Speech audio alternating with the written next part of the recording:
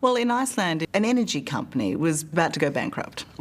A new manager came in and said, OK, we've got to throw everything out and start again, and made a conscious decision based on his belief that it's a human right that men and women are paid equally.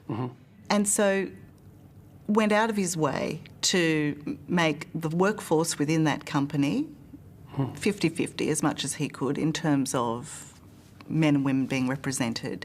So we're talking about engineers, we're talking about tradespeople, we're talking about in workshops, we're talking at the managerial level. If you hire 50% women engineers and 50% male engineers, then the women engineers are less qualified because the pool of engineers is lower among women. So you can't hire 50% women engineers without producing a decrement in the quality of the engineers, because this selection pool is too small. You can't do that on a large scale. You might be able to do that in one company. Yeah, and they certainly argue that it's not tokenism and they're not hiring second-rate women. They might argue that, but if you did it on a large scale, that's what would happen. Because look, you think about it mathematically. If there's 10 times as many male engineers as there are female engineers, and you insist upon hiring 50-50, then obviously the degree to which the female engineers are proficient cannot be the same as the degree to which the male engineers are proficient. It's mathematically impossible. So you're saying don't even try? No. I'm saying something much more specific than that. Now, one company might be able to do that for a short period of time in one isolated location.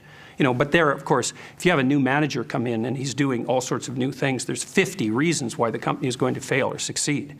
And you can say, well, it was because of the gender equity policies. It's like, yeah, well, it's a multivariate problem.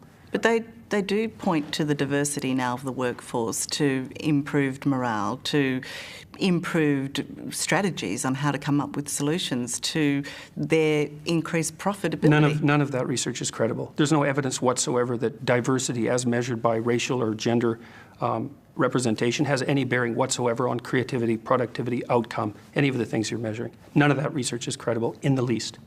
It's not at all.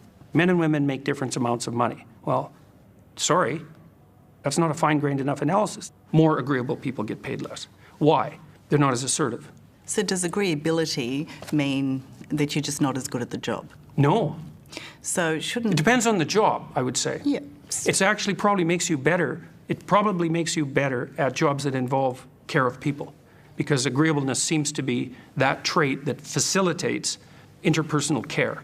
So my suspicions are, the research on this isn't solid, but my suspicions are that agreeable nurses are better than disagreeable nurses. But we don't know, and the effect isn't that large.